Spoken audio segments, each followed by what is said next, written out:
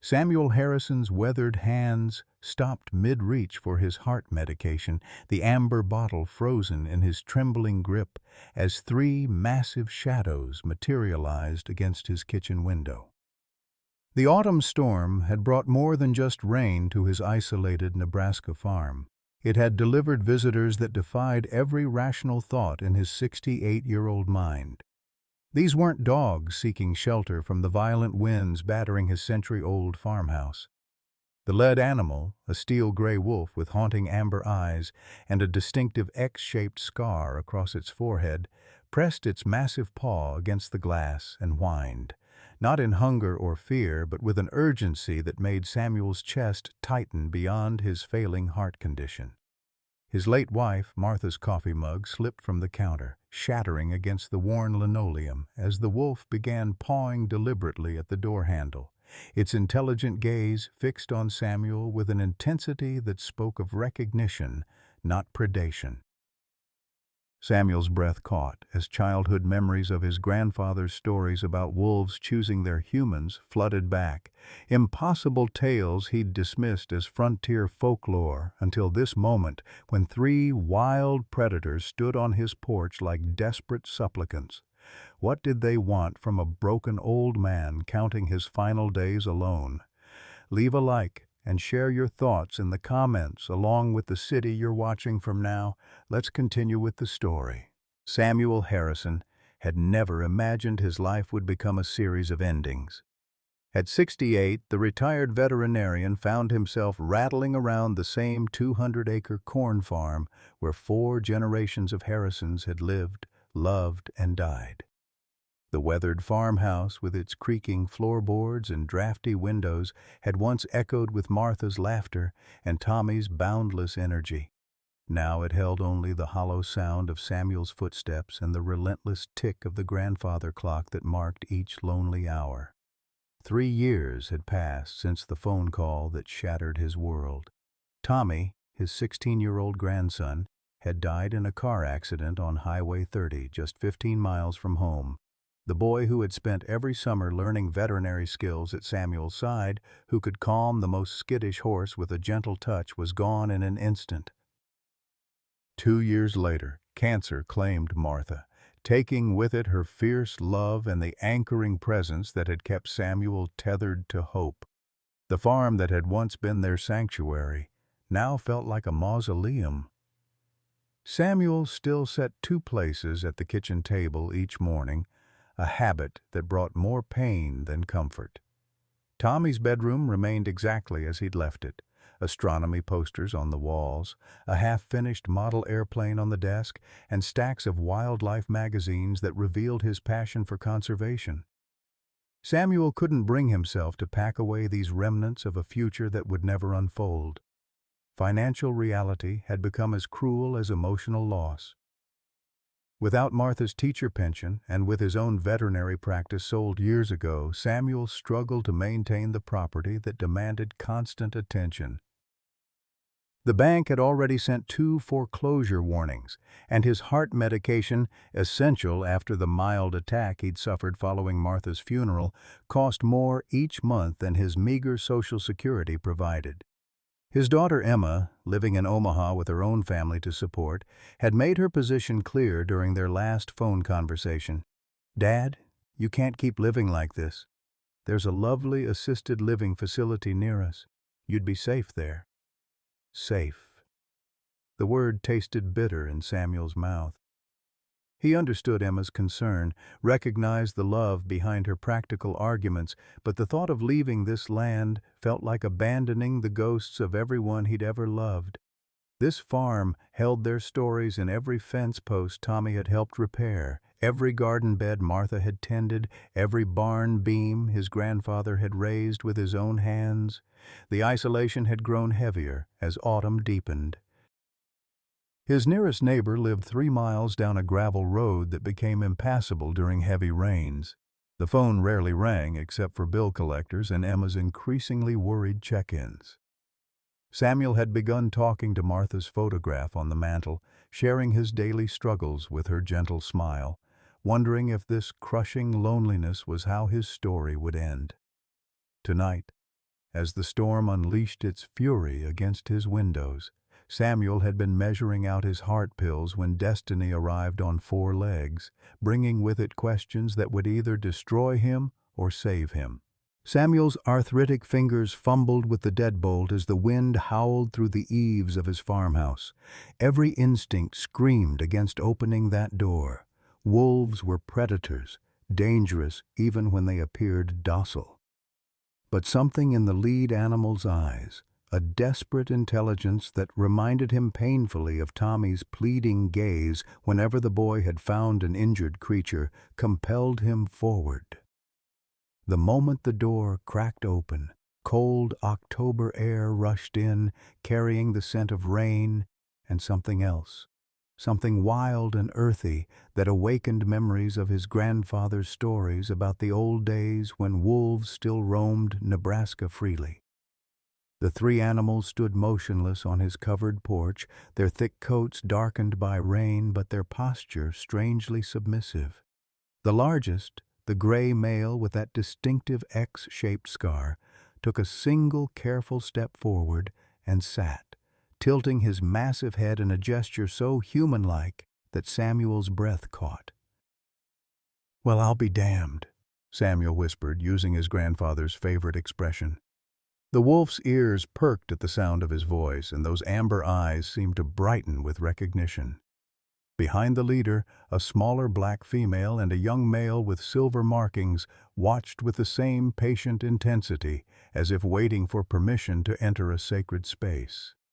Samuel's veterinary training warred with his grandfather's folklore. These animals showed no signs of rabies. Their movements were coordinated, their breathing normal, their eyes clear and focused. The scar on the alpha's forehead appeared to be an old wound, long healed, creating a marking that looked almost deliberately placed. Most unsettling was their behavior.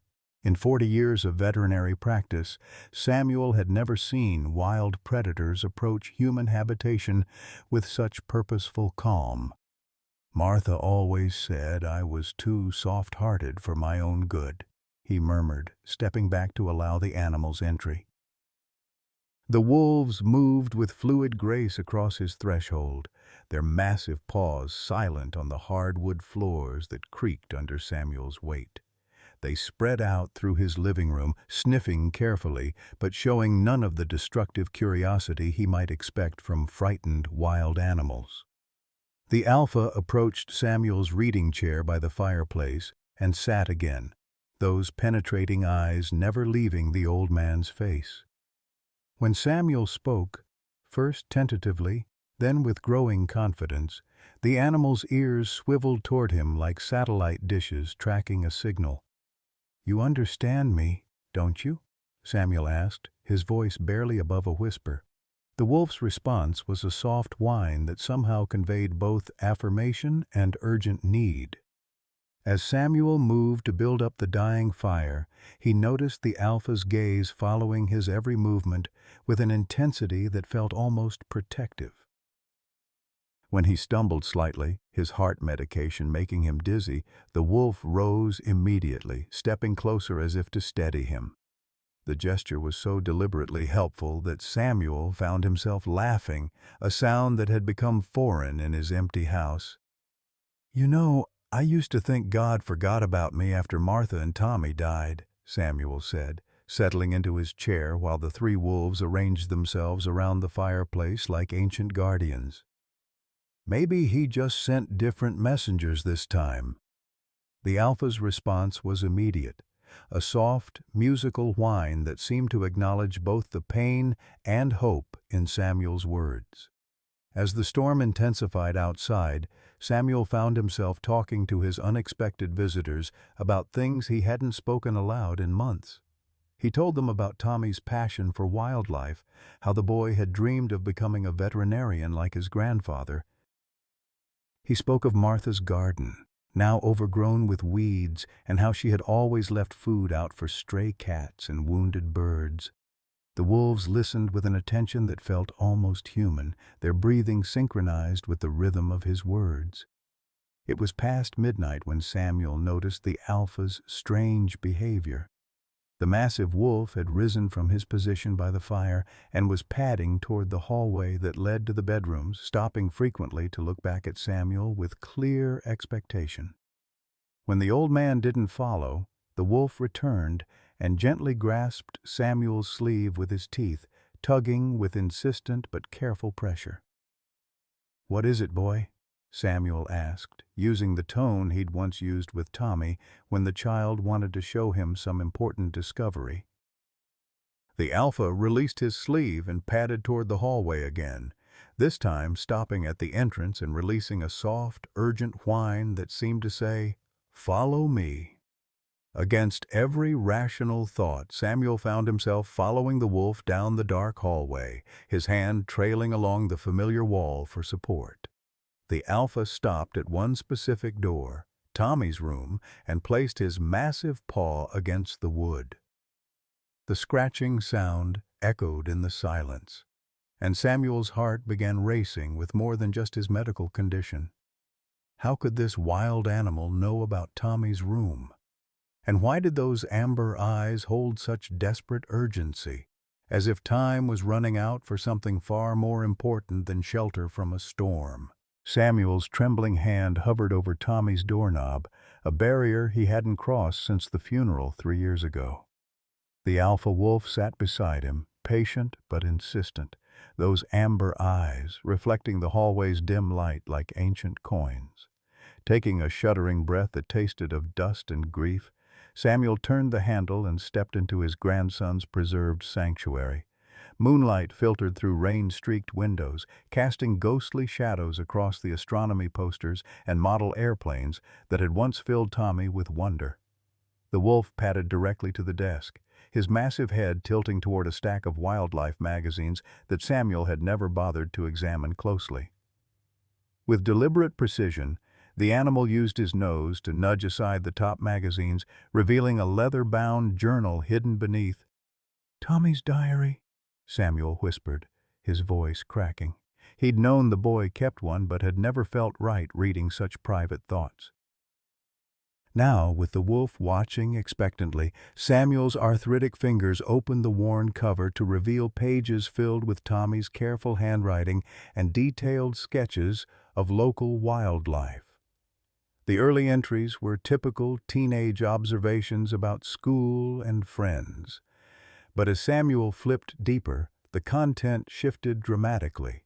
Tommy had been documenting something far more significant than adolescent musings. He'd been running a secret wildlife rescue operation right under Samuel's nose. May 15th. Found injured wolf pup caught in Farmer McKenna's fence. Leg badly cut but no broken bones. Dad would ground me forever if he knew, but Grandpa always said we have a duty to help God's creatures, using everything Grandpa taught me about veterinary care. Samuel's heart lurched as he read the next entry, dated just 1 week before Tommy's fatal accident. May 20th. The pup is responding better than expected. I've never seen a wolf learn so fast. He already comes when I call and seems to understand simple commands. Named him Dakota, like the Native American word for friend. The scar on his forehead from the wire looks like an X, makes him easy to recognize. The journal trembled in Samuel's hands as the impossible truth began crystallizing. He looked at the alpha wolf, at Dakota, whose distinctive X-shaped scar now made devastating sense. This wasn't some random wild animal seeking shelter. This was Tommy's wolf, the creature his grandson had rescued and nursed back to health in the final days of his young life. "You remember him, don't you?" Samuel whispered, and Dakota's response was immediate, a soft whine that seemed to carry 3 years of mourning.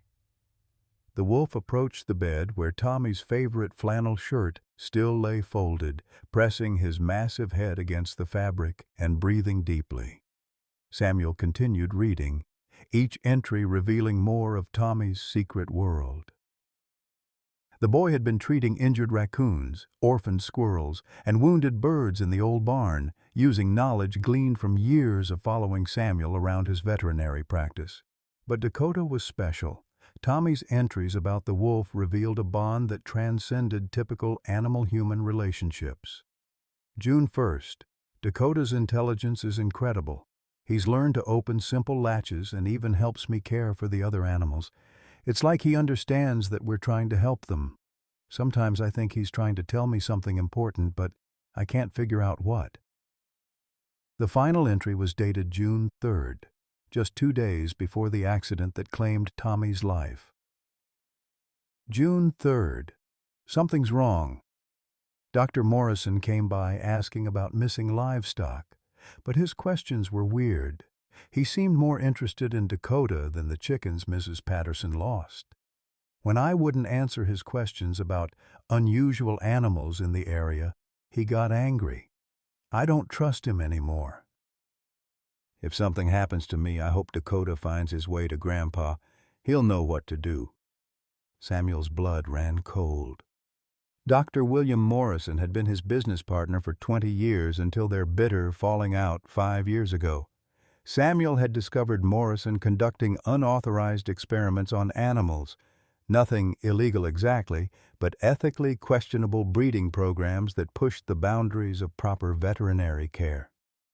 Their partnership had ended with harsh words and threats, Morrison claiming Samuel's sentimentality would ruin them both. "You've been looking for me all this time, haven't you?" Samuel asked Dakota, who pressed closer as if sensing the old man's distress. "Tommy told you to find me if something happened to him." The wolf's response was unlike anything Samuel had ever witnessed in his decades of veterinary practice. Dakota padded to Tommy's closet and used his teeth to drag out a dusty backpack. With careful precision, he unzipped the main compartment and withdrew a manila envelope sealed with tape. His movements were so deliberately purposeful that Samuel felt his rational worldview cracking apart. Inside the envelope were photographs that made Samuel's heart race with more than just medical necessity. The images showed a facility he didn't recognize, concrete enclosures filled with animals that looked wrong somehow, their proportions subtly off, their eyes holding an unnatural awareness. At the bottom of the stack was a business card. Morrison Wildlife Research Facility, Genetic Preservation for Future Generations. A handwritten note in Tommy's careful script was paper-clipped to the back. "Grandpa, if you're reading this, then my suspicions about Dr. Morrison were right. Dakota isn't just special because I trained him well. Dr. Morrison did something to him when he was a pup, before I found him. I think Dakota escaped from Morrison's lab and now Morrison wants him back. Don't let him take Dakota away. The wolf knows things, important things about what Morrison is really doing to animals."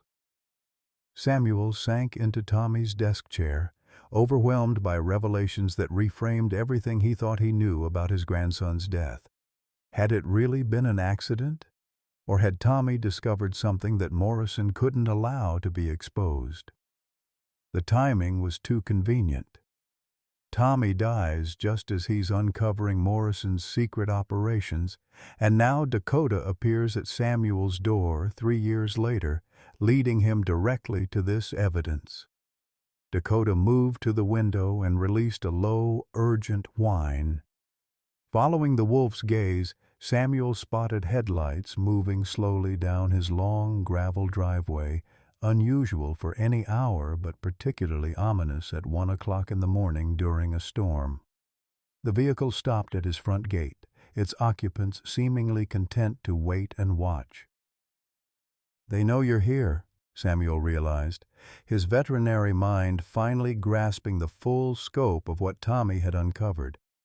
Morrison wasn't just conducting questionable research. He was running an operation sophisticated enough to track Dakota across 3 years and hundreds of miles. The wolf hadn't randomly sought shelter at Samuel's farm.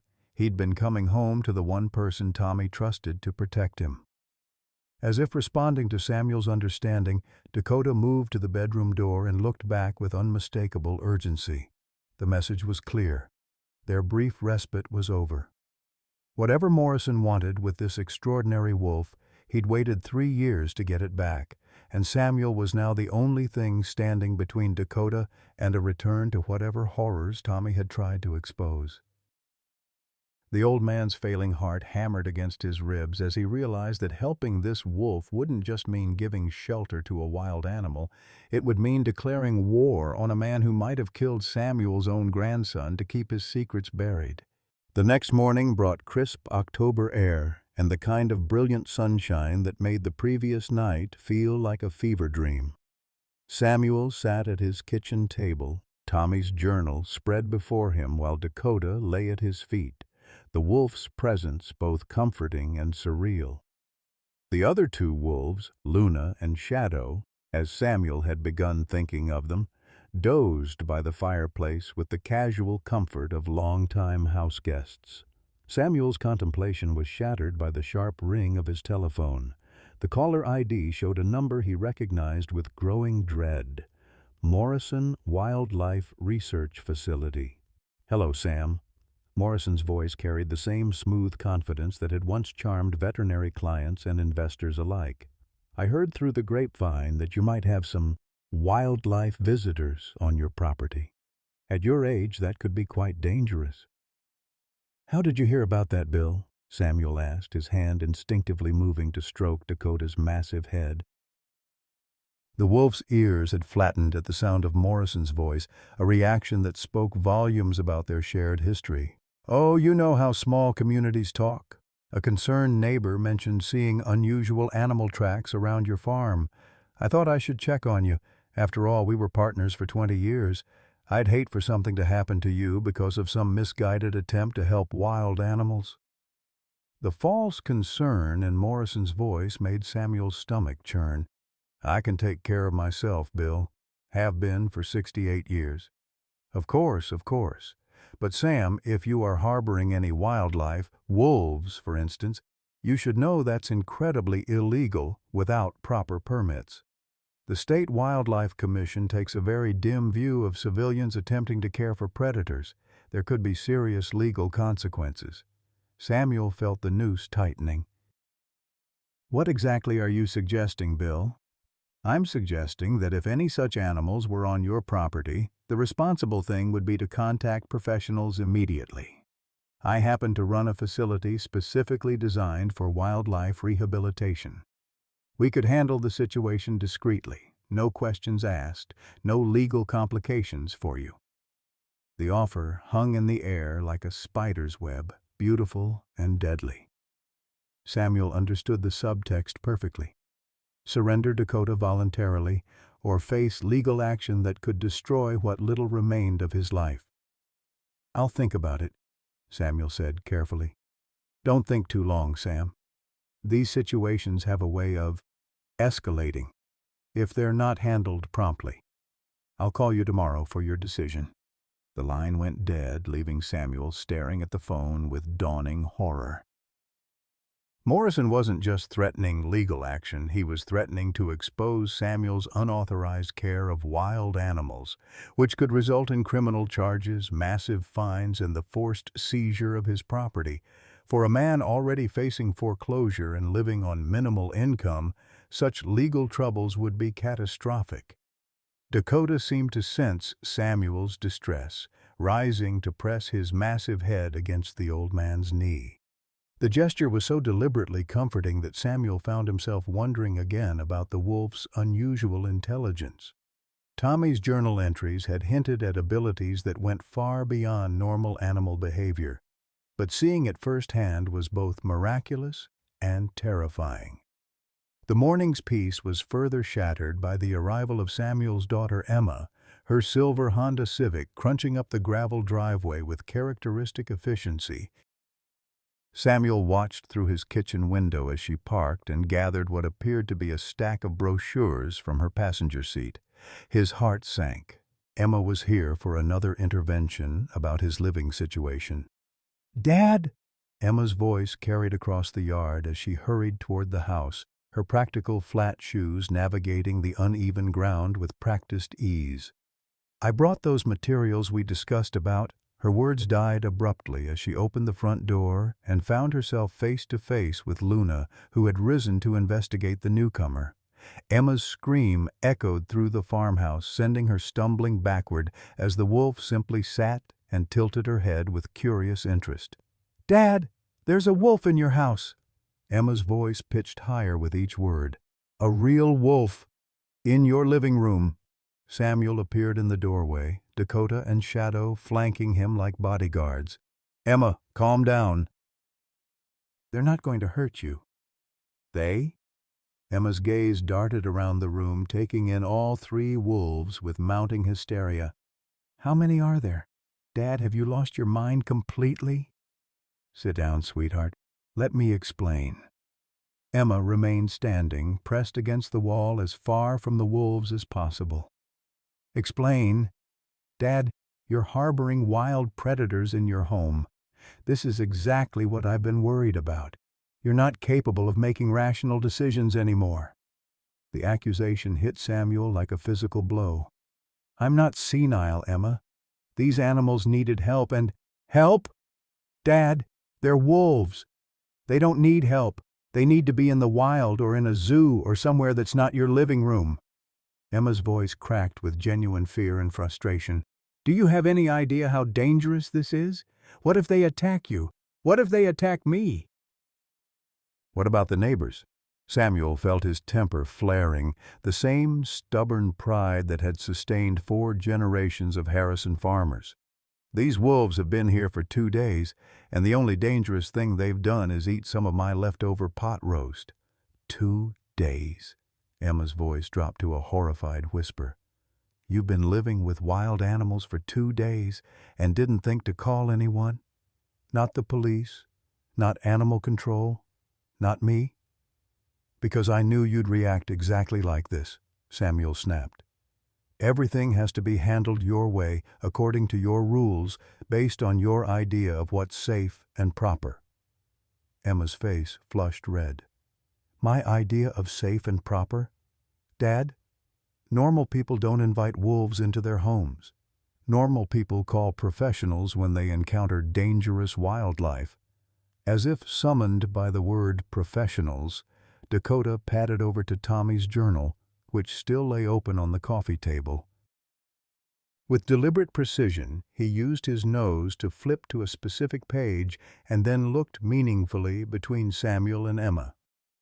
"Did that wolf just—" Emma's voice trailed off as she watched Dakota's purposeful behavior. "His name is Dakota," Samuel said quietly. "And yes, he's trying to show you something important." Emma approached the journal cautiously, her fear warring with curiosity. As she read Tommy's entries about Dakota's rescue and unusual intelligence, her expression shifted from terror to confusion to something approaching wonder. "Tommy knew this wolf?" she whispered. "Tommy saved this wolf," Samuel corrected. "And now Dakota's been trying to tell me something about what happened to your son." Emma's hands trembled as she continued reading. When she reached Tommy's final entry about Morrison, her face went pale. "Dr. Morrison, your old partner? Dad, what does this mean?" Before Samuel could answer, the telephone rang again. This time, Morrison's voice was harder, more direct. "Sam, I've been thinking about our conversation this morning, and I realize I wasn't clear enough about the urgency of the situation. I have it on good authority that the State Wildlife Commission has received reports about illegal wildlife harboring in your area. They'll be conducting investigations within the next 48 hours. Samuel's blood ran cold. "You called them?" "I called them to offer my professional services in resolving any situations they might encounter. As a licensed wildlife rehabilitation facility, we're often called upon to handle these unfortunate circumstances. The good news is that if the animals in question were voluntarily surrendered to our facility before any official investigation, there would likely be no legal consequences for the property owner." The threat was crystal clear. Surrender Dakota within 48 hours, or face criminal charges that would destroy Samuel's life. "And if I refuse?" Samuel asked. Well, Sam, that would be unfortunate.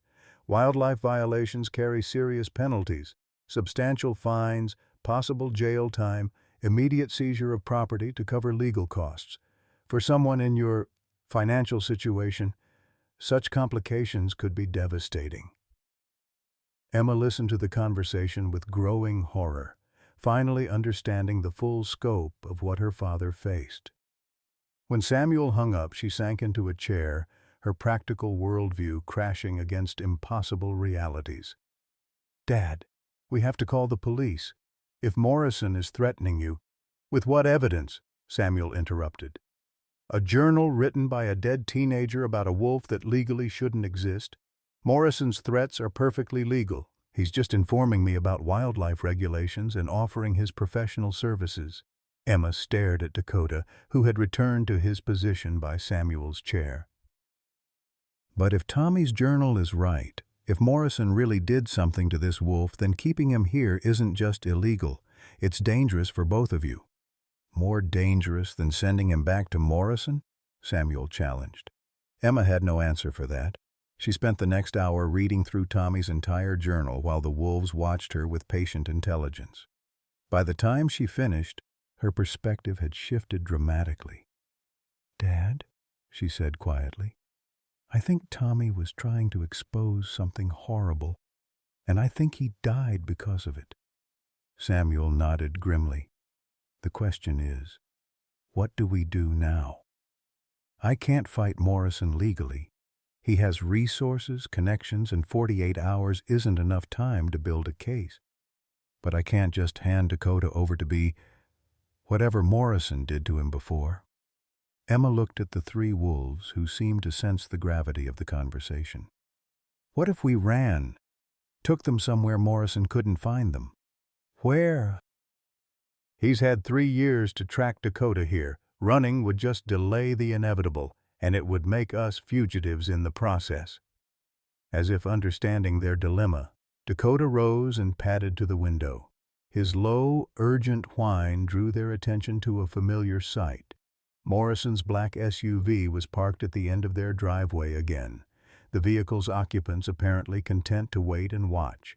He's not waiting 48 hours, Emma realized. He's watching to make sure we don't run. Samuel felt the walls closing in around them. His failing heart, his financial troubles, his daughter's safety, and Dakota's freedom, all hanging in the balance against Morrison's ruthless determination to reclaim what he considered his property. But as Samuel looked at Dakota's intelligent amber eyes, he saw something that strengthened his resolve. The wolf wasn't just seeking protection, he was offering partnership. Tommy had trained Dakota not just as a rescued animal, but as an ally in exposing Morrison's crimes. The wolf knew things, important things, and he was waiting for Samuel to prove worthy of Tommy's trust. Emma, Samuel said slowly, what if we don't run and we don't surrender? What do you mean?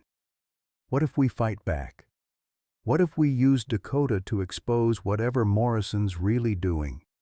Emma stared at her father as if he'd suggested robbing a bank. Dad, you're talking about taking on a man who might have killed Tommy. You're 68 years old with a heart condition and barely enough money to pay for your medication. I'm also a Harrison, Samuel replied with quiet dignity, and Harrisons don't abandon family. As if sensing the emotional weight of the moment, Dakota approached Emma and gently placed his massive head in her lap. The gesture was so human-like, so deliberately comforting, that Emma found herself stroking the wolf's thick fur despite every rational instinct screaming against it. "All right, Dad," she whispered, her voice thick with emotion. "Tell me what you want to do." The plan Samuel and Emma devised was equal parts desperate and brilliant. If Morrison wanted Dakota back badly enough to threaten legal action, there had to be evidence at his facility that would expose whatever illegal activities Tommy had discovered. Their strategy was simple in concept, but terrifying in execution. Use Dakota's intimate knowledge of Morrison's operation to gather proof of wrongdoing before the 48-hour deadline expired.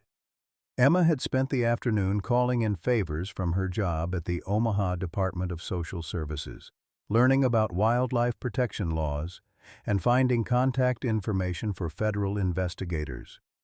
What she discovered was both encouraging and sobering. If Morrison was indeed conducting illegal animal trafficking or unauthorized breeding experiments, the penalties could include decades in federal prison. However, they would need concrete evidence, not just Tommy's journal entries and suspicious behavior. The facility is about 30 miles north, near the old Elkhorn River bottoms, Emma explained as she spread a hand-drawn map across Samuel's kitchen table.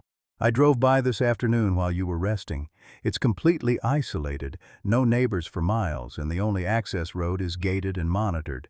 Samuel studied the map while Dakota sat beside him, the wolf's intense focus suggesting he understood more of their conversation than should be possible. How do we get inside without triggering whatever security Morrison has installed? That's where our four-legged friend here comes in, Emma said, still marveling at her own words. If Dakota really did escape from that facility 3 years ago, he should know the layout, right? Maybe even know weaknesses in their security? As if responding to his name, Dakota padded to the map and placed his massive paw directly on the area Emma had marked as Morrison's facility. His behavior was so deliberately communicative that both humans felt their understanding of animal intelligence shifting fundamentally. He knows exactly where we're talking about, Samuel breathed. Dakota, can you show us how you got out? The wolf's response was immediate and startling. He padded to the back door and whined urgently, then returned to place his paw on a specific section of the map, an area Emma had noted as dense woods behind the facility. When Samuel opened the door, Dakota trotted outside and began what could only be described as a demonstration, showing them how he might approach a building undetected by staying low and moving from tree to tree. "This is insane," Emma muttered, but her tone held wonder rather than disbelief. "We're planning a break-in based on instructions from a wolf." Samuel felt a familiar ache in his chest, but this time it wasn't his heart condition.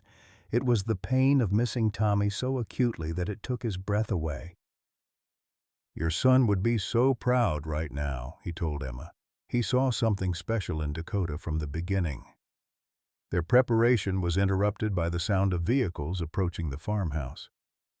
Through the kitchen window, they watched 2 official-looking SUVs pull into the driveway, followed by Morrison's familiar black vehicle. Samuel's heart began racing as uniformed officials emerged from the lead vehicles, state wildlife officers, exactly as Morrison had threatened. "They're early," Emma whispered, her face pale with fear. Samuel squared his shoulders with the dignity of a man who had faced down charging bulls and grieving families in his veterinary career. "Dakota, Luna, Shadow, go to Tommy's room and stay quiet. Emma, follow my lead and don't contradict anything I say." The knock on his front door was polite, but authoritative.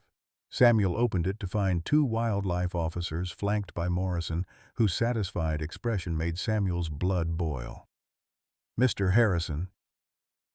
"I'm Officer Janet Collins with the Nebraska Wildlife Commission. We've received reports of unauthorized wild animal possession on your property. May we come in?" "Of course," Samuel replied, stepping aside with the casual confidence of a man with nothing to hide. "Though I'm not sure what reports you're referring to." Officer Collins consulted her clipboard. "We have credible information suggesting you may be harboring wild wolves without proper permits. As I'm sure you know, possession of wild predators without licensed facility approval is a serious violation of state wildlife protection statutes." Morrison stepped forward with oily concern. "Sam, I tried to handle this discreetly, but when concerned citizens report dangerous situations, we have to take action. I've brought a specialized transport vehicle to safely relocate any animals to my facility where they can receive proper care." Samuel felt Emma tense beside him, but his own voice remained steady. "Bill, I appreciate your concern, but I think there's been some misunderstanding. I haven't seen any wolves on my property." Officer Collins exchanged a glance with her partner. "Mr. Harrison, we have photographic evidence of wolf tracks around your home, and Dr. Morrison has provided testimony about unusual animal sightings in this area." "Well, Officer Collins, you're welcome to search my property," Samuel said with the calm of a man whose military grandson had taught him about strategic misdirection. "But I should mention that we've had problems with wild dogs roaming through here since the Anderson farm down the road went out of business. Their livestock guardian dogs went feral, and they've been causing trouble for months." Morrison's confident expression faltered slightly. "Sam, these weren't domestic dogs. The tracks clearly indicate—" "Bill, you always were quick to jump to dramatic conclusions," Samuel interrupted with grandfatherly patience. "Remember when you were convinced Mrs. Peterson's cat was a small lynx? Turned out to be a perfectly normal tabby with unusual markings." Officer Collins looked between the two men, clearly sensing undercurrents she didn't understand. "Mr. Harrison, would you object to a systematic search of your property? If there are no wild animals present, this matter can be resolved quickly." "Search away," Samuel said, praying that Dakota's intelligence extended to understanding the need for concealment. "Emma, why don't you put on some coffee for our guests?" The next hour was the longest of Samuel's life. The wildlife officers methodically searched his barn, outbuildings, and every room of his house except Tommy's bedroom, which Samuel claimed was locked due to family reasons and contained nothing but personal mementos. Morrison watched the search with growing frustration, clearly expecting to find evidence that refused to materialize. Meanwhile, Emma played the perfect hostess, chatting with the officers about her father's declining health and her concerns about his ability to live independently. Her performance was masterful. She managed to portray Samuel as a confused, elderly man who might easily mistake domestic animals for wild ones, while simultaneously establishing herself as a reliable witness to his innocence.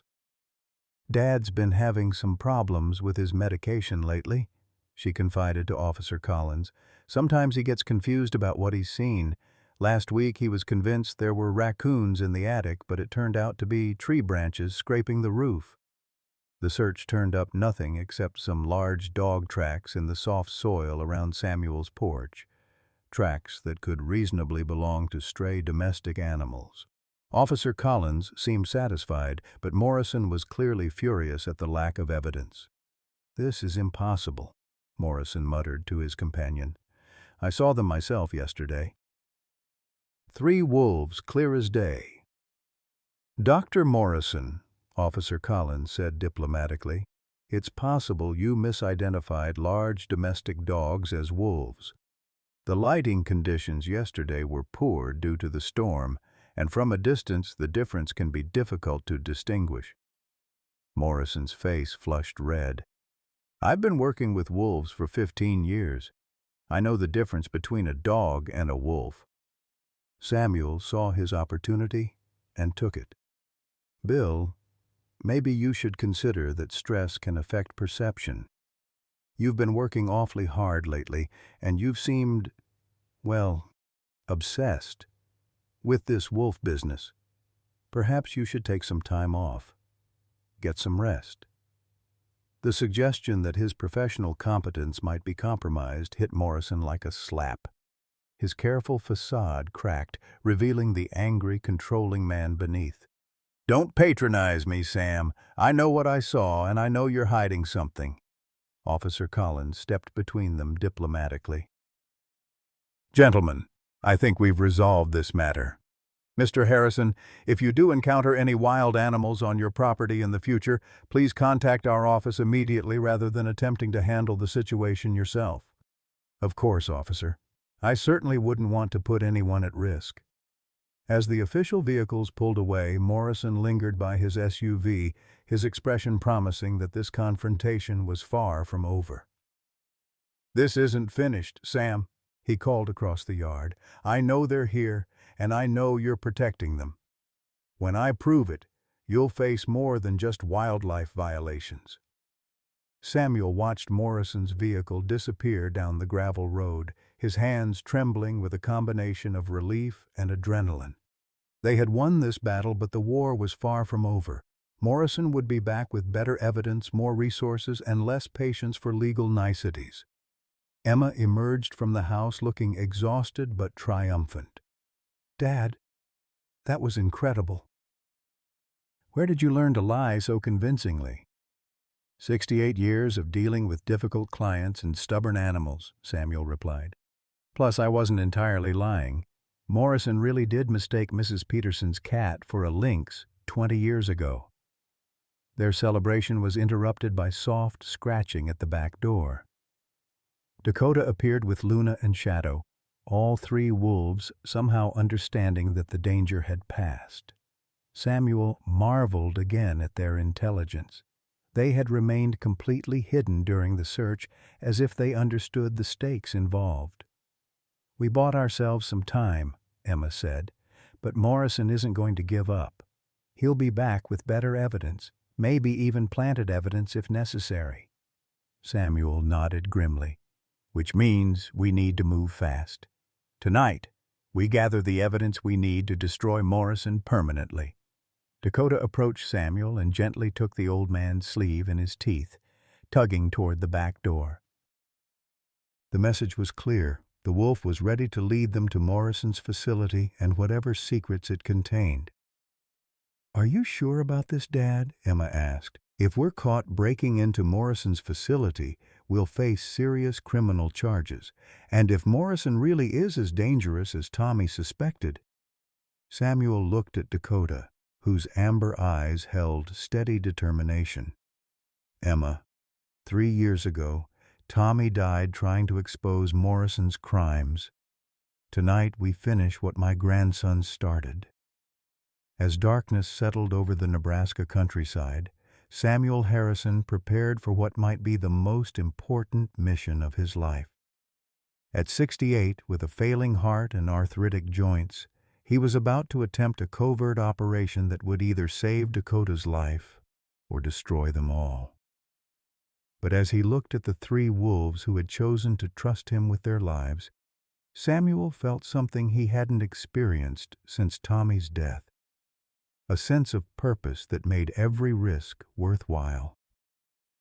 The old veterinarian was going to war, and he had the most unusual allies imaginable. The approach to Morrison's facility under cover of darkness felt like descending into the heart of Samuel's worst nightmares. Emma drove her Honda slowly along the rural highway with headlights dimmed, while Samuel sat in the passenger seat clutching a small digital camera that Emma had borrowed from her office. In the back seat, Dakota lay alert and silent, his amber eyes reflecting the dashboard lights as he watched the familiar landscape roll past.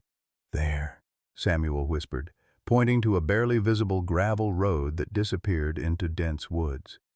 "According to the map, that should lead to the back entrance Dakota showed us." Emma turned onto the narrow track, wincing as branches scraped against her car's paint.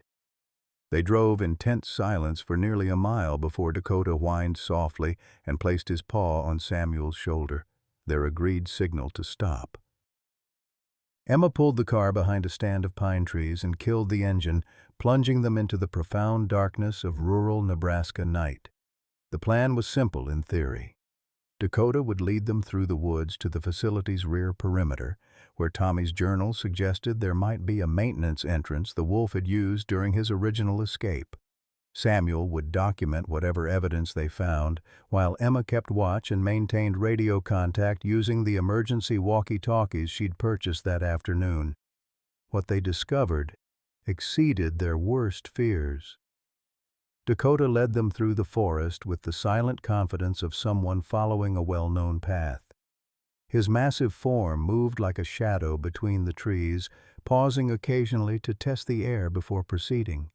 After 20 minutes of careful navigation, they reached the edge of a clearing where Morrison's facility sprawled like a concrete cancer against the natural landscape. But this wasn't the modest wildlife rehabilitation center Morrison advertised on his business cards. The complex was enormous. At least a dozen buildings connected by covered walkways, surrounded by double-layer fencing topped with razor wire. Harsh spotlights illuminated exercise yards filled with chain-link kennels, and the sound of barking, howling, and other animal cries created a symphony of misery that made Samuel's heart ache. "My God," Emma whispered, her voice barely audible over the distant animal sounds. "This is a factory farm for exotic animals." Through his camera's zoom lens, Samuel could see rows upon rows of cages containing animals that had no business being in Nebraska. Wolves, yes, but also what appeared to be large cats, bears, and other creatures he couldn't identify in the harsh spotlight glare. The facility wasn't just illegally housing wild animals. It was operating a full-scale exotic animal breeding and trafficking operation. Dakota led them closer, moving with the expertise of someone who had navigated this perimeter many times before. He brought them to a section of fence where maintenance vehicles had worn a gap beneath the chain link, barely large enough for a desperate wolf to squeeze through, but wide enough for humans to crawl under with careful maneuvering. "This is how you got out," Samuel realized, watching Dakota demonstrate the escape route with practiced efficiency. "You've been planning this return for 3 years." Once inside the perimeter, the full scope of Morrison's operation became horrifyingly clear. The buildings weren't just housing facilities. They were breeding laboratories where animals were confined in conditions that violated every principle of humane treatment Samuel had learned in 40 years of veterinary practice. Pregnant females were confined in spaces barely large enough to lie down, while their offspring were separated far too early and sorted into different categories based on criteria that made Samuel's stomach turn. Emma's camera flash accidentally triggered as she documented a particularly horrific scene, a concrete pen filled with wolf pups that couldn't have been more than 6 weeks old, far too young to be separated from their mothers. The brief illumination revealed conditions that would have shut down any legitimate facility immediately: overcrowding, inadequate nutrition, and signs of deliberate stress designed to make the animals more dependent on human handlers. But it was the discovery in the main breeding facility that shattered Samuel's remaining faith in human decency. Dakota led them to a specific building and used his nose to push open a door that had been left unlocked, an oversight that suggested either carelessness or inside knowledge. Inside, they found Morrison's true operation, a sophisticated puppy mill specifically designed to produce exotic animals for wealthy private collectors who didn't care about legality or animal welfare. The breeding records Samuel found documented the sale of wolf puppies for prices ranging from $15,000 to $50,000 each, depending on their bloodline and specific characteristics. Worse, the records showed that Morrison had been deliberately breeding wolves with domestic dogs to create hybrid animals that were technically legal to own in some states while retaining the visual appeal of pure wolves. But the most devastating discovery was a file labeled Project Dakota, a detailed record of Morrison's attempts to create a super-intelligent wolf through selective breeding and behavioral conditioning. The file documented 3 years of experiments on a single subject, describing training techniques that bordered on torture designed to enhance cognitive function and human bonding. "This is what they did to you," Samuel whispered to Dakota, his voice breaking as he read descriptions of isolation conditioning, food deprivation training, and psychological manipulation designed to make the wolf completely dependent on human approval. "They turned you into a living experiment." The record showed that Dakota had been Morrison's most successful subject. a wolf whose intelligence and human compatibility had exceeded all expectations. When Tommy rescued him as an injured pup, Dakota had already undergone months of conditioning that explained his unusual ability to understand human communication and his desperate need for human connection. Emma discovered the financial records that revealed the true scope of Morrison's operation. He wasn't just selling animals to private collectors. He was supplying exotic animals to illegal fighting operations, unregulated research facilities, and wealthy individuals who wanted dangerous pets as status symbols. The money involved was staggering. Morrison's operation had generated over $2 million in revenue during the past 3 years alone. But the most heartbreaking discovery was a video file labeled Training Footage, Final Session. Against his better judgment, Samuel opened the file on Morrison's computer and watched security footage from 3 years ago that showed a teenage boy confronting Morrison about the treatment of animals in the facility. It was Tommy. Samuel watched in growing horror as the video showed his grandson arguing with Morrison about the conditions in the breeding facility, threatening to expose the operation to authorities. Morrison's responses were calm but menacing, explaining to Tommy that young people who interfered with important research sometimes suffered unfortunate accidents. The video ended with Tommy storming out of the facility, Dakota following close behind. The timestamp showed this confrontation had occurred just 2 days before Tommy's fatal car accident on Highway 30. "Dad, we need to go," Emma whispered urgently from her position by the window. "I see headlights coming up the main road." But Samuel couldn't move. The weight of revelation had paralyzed him. His grandson hadn't died in a random accident. Tommy had been murdered because he'd tried to protect Dakota and expose Morrison's crimes. The boy who had dreamed of becoming a veterinarian like his grandfather had died defending the principles Samuel had taught him about protecting innocent creatures. Dakota seemed to sense Samuel's emotional collapse. The wolf approached and gently pressed his massive head against the old man's chest, offering comfort while simultaneously urging him toward the exit. But Samuel's heart couldn't handle the combination of grief, rage, and devastating truth. The cardiac episode that had been building for days finally struck with crushing force. Samuel collapsed to the concrete floor of Morrison's facility, his vision blurring as cardiac arrhythmia sent shockwaves through his chest. Emma rushed to his side, but they were trapped inside an illegal facility with no medical equipment and no way to call for help without exposing their presence. "Dad, stay with me," Emma pleaded, but Samuel could feel his consciousness slipping away. After 68 years of life, after surviving the loss of his wife and grandson, he was going to die on the floor of his enemy's laboratory, having failed to save either Dakota or Tommy's memory.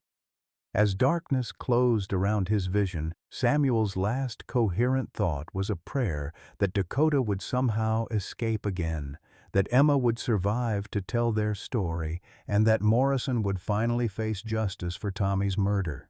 The mission that was supposed to save Dakota had instead revealed the truth that destroyed Samuel's will to live. Tommy hadn't died accidentally. He'd been murdered for trying to protect the same wolf that Samuel had now failed to save. The crushing weight of that knowledge was more than his failing heart could bear. Dakota's mournful howl echoed through Morrison's facility as Samuel Harrison lost consciousness, possibly forever, surrounded by the evidence of crimes that might die with him. Samuel's return to consciousness was gradual and disorienting. The sterile smell of hospital antiseptic filled his nostrils, and the steady beeping of cardiac monitoring equipment provided a mechanical heartbeat that seemed to anchor him to life.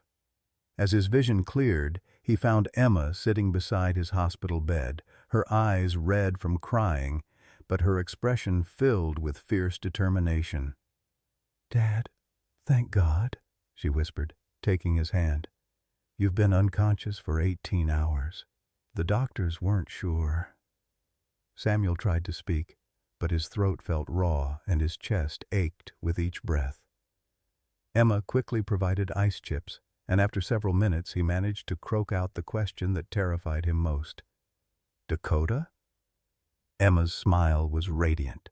Safe. More than safe, Dad. Everything has changed. As Emma explained what had transpired during his unconsciousness, Samuel felt his understanding of the previous night's events shift dramatically. His cardiac episode in Morrison's facility hadn't been the disaster he'd feared. It had been the catalyst that finally brought Morrison's operation crashing down. When Samuel collapsed, Dakota had done something extraordinary. Instead of fleeing as any sensible wild animal would, the wolf had begun howling. Not the mournful cry of grief, but a specific pattern of calls that Emma later learned was a signal. Within minutes, Luna and Shadow had appeared at the facility's perimeter, followed by what could only be described as a small pack of wolves that seemed to know Dakota personally. There were 7 of them total, Emma explained, her voice filled with wonder. All responding to Dakota's call like they were part of some organized rescue operation. While Emma had frantically tried to provide basic cardiac care to her father, using the CPR training from her social services job, the wolves had created enough commotion around Morrison's facility to trigger every security alarm in the complex. Morrison and his staff had rushed to investigate what they assumed was a coordinated wolf attack, leaving the main buildings unguarded. That's when Dakota had done something that challenged every assumption about animal intelligence. The wolf had systematically led Emma through Morrison's computer files, somehow indicating which documents were most important. More incredibly, Dakota had known how to operate the facility's internal communication system, using his teeth to activate equipment that broadcast Morrison's own security recordings throughout the complex. Dad?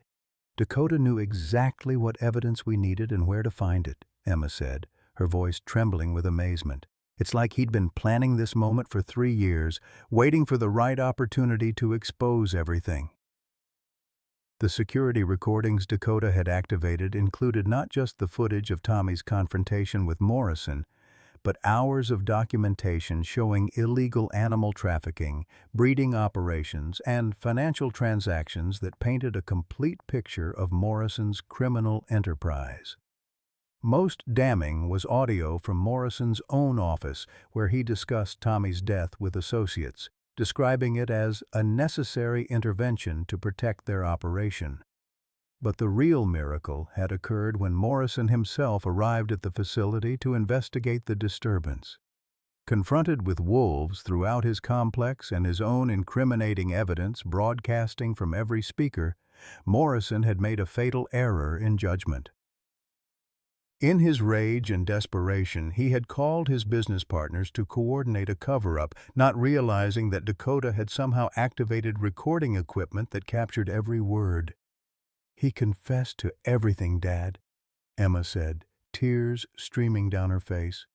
Tommy's murder, the illegal breeding, the animal trafficking, all of it recorded in his own voice while he was trying to clean up the mess.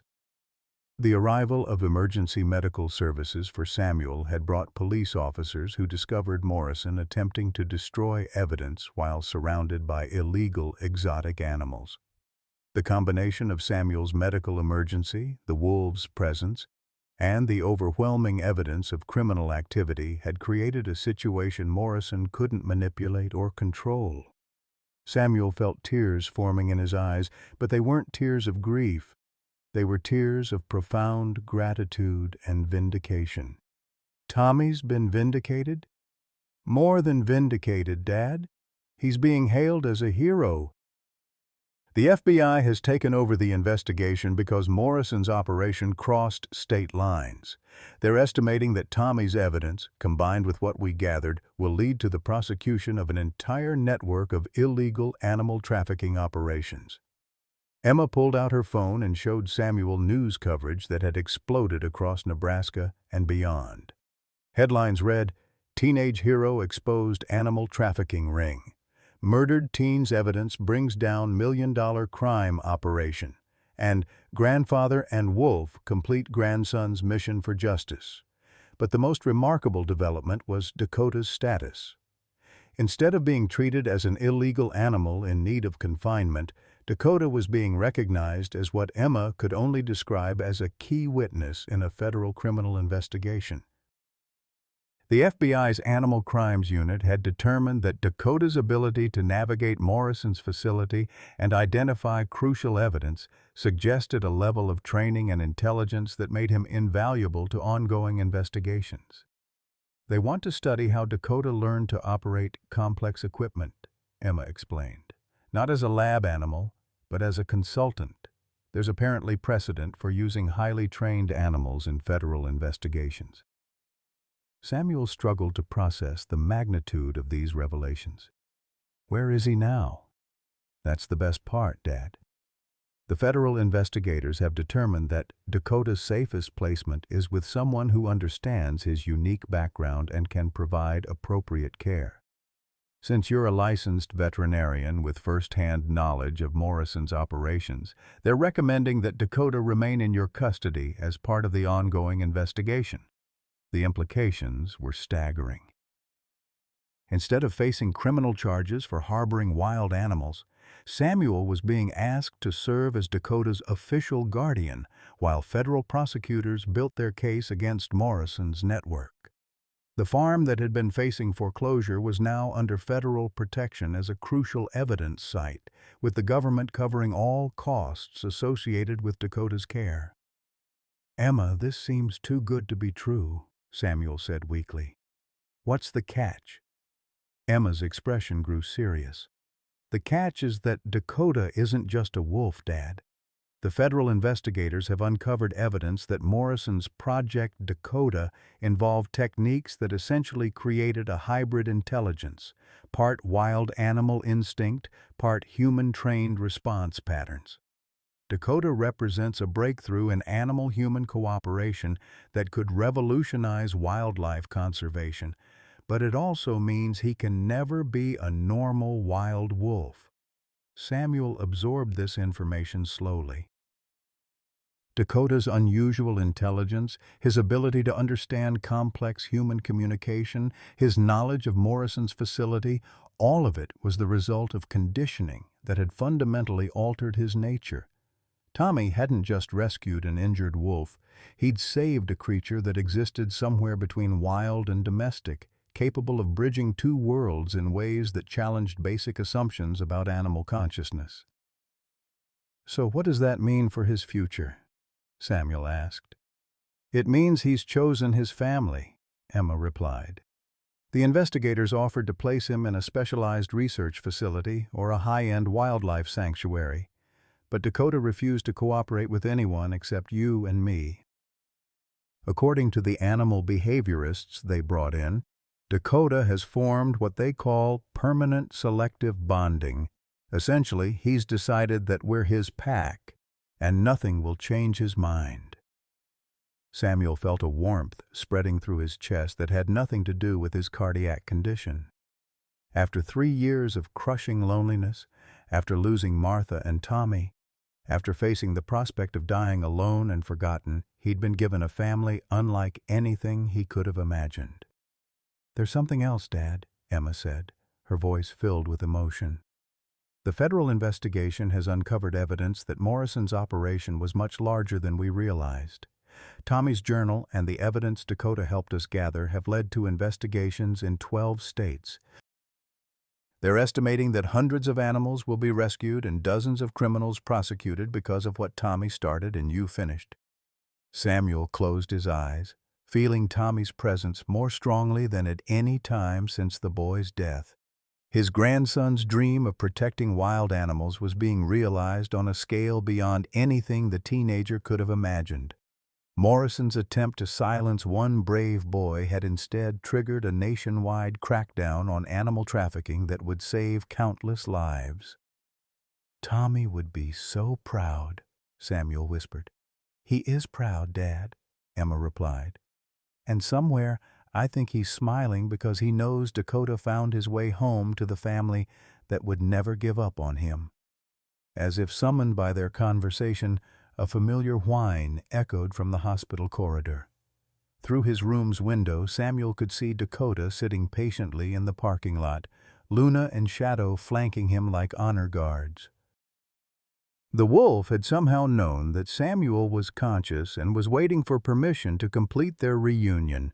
The truth that had nearly destroyed Samuel's heart had instead revealed the extraordinary bond between a grandfather, his lost grandson, and a wolf who had chosen love over freedom.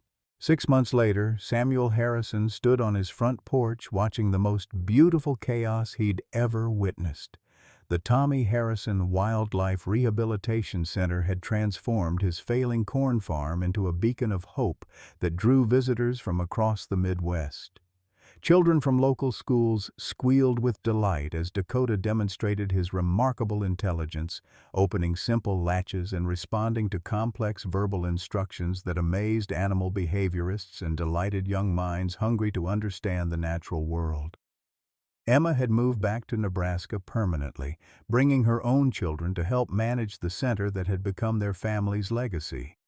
Her son Michael, now 12, had inherited Tommy's gift for communicating with wounded animals, while her daughter Sarah documented their rescue efforts with the same careful attention to detail that had made Tommy's journal so valuable to investigators. "Grandpa Sam," Michael called from the main rehabilitation barn, "the new wolf they brought in yesterday is finally eating. Dakota showed him how to trust us." Samuel smiled, his heart strong and steady thanks to the medications he could now afford with the center's sustainable funding. The federal grants, combined with donations inspired by Tommy's story, had not only saved the farm, but transformed it into something magnificent. The Tommy Harrison Wildlife Rehabilitation Center had become a model for ethical animal rescue operations, with Dakota serving as both ambassador and educator. Dakota himself had found peace in his unique role between wild and domestic worlds. He remained Samuel's constant companion and medical alert partner, but he'd also become a mentor to other rescued wolves, teaching them to trust humans enough to accept medical care while retaining their wild dignity. Luna and Shadow had become permanent residents as well, helping to socialize traumatized animals and serving as living proof that damaged creatures could heal with patience and love. Morrison's trial had concluded 3 months earlier with a life sentence for Tommy's murder and conspiracy charges that had dismantled an international animal trafficking network. More importantly, Morrison's conviction had led to strengthened federal protections for wildlife and increased penalties for animal trafficking that would protect countless creatures for generations to come.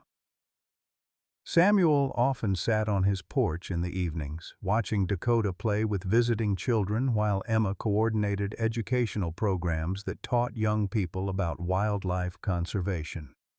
In these moments, he felt Tommy's presence so strongly that he sometimes spoke aloud to his grandson, sharing news about the center's successes and Dakota's continued growth. "You did it, Tommy," Samuel whispered as sunset painted the Nebraska sky in shades of gold and amber that matched Dakota's eyes. "You saved them all." Dakota approached the porch and placed his massive head in Samuel's lap, amber eyes reflecting the dying light with intelligence, loyalty, and something that looked remarkably like gratitude. In the distance, Emma's laughter mixed with children's voices as another group of young conservationists discovered the magic of interspecies friendship. The Harrison family had found their way home, all of them in their own extraordinary way. Sometimes the greatest gifts come wrapped in our deepest fears. Samuel Harrison thought his story was ending, alone on a failing farm, buried under medical bills, watching his family legacy crumble. But when 3 frozen wolves appeared at his door, they brought more than just companionship. They brought purpose, family, and the chance to complete his grandson's unfinished mission for justice. What started as a simple act of compassion became a journey that exposed criminal networks, saved countless animals, and transformed tragedy into triumph. Samuel discovered that being needed isn't about age or ability. It's about having the courage to open your heart when love arrives in unexpected forms. His bond with Dakota proved that family transcends blood, species, and even death itself. The farm that was destined for foreclosure became a thriving wildlife center, where children learn that broken things can heal, that loyalty has no limits, and that one person's kindness can change the world. Samuel's twilight years became his most meaningful, filled with laughter, purpose, and the deep satisfaction of knowing that Tommy's spirit lives on in every animal they save. Have you ever found unexpected purpose during life's most challenging moments? What would you do if your rescue mission turned into the greatest adventure of your life? Share your thoughts below. We'd love to hear your stories of finding hope in unlikely places.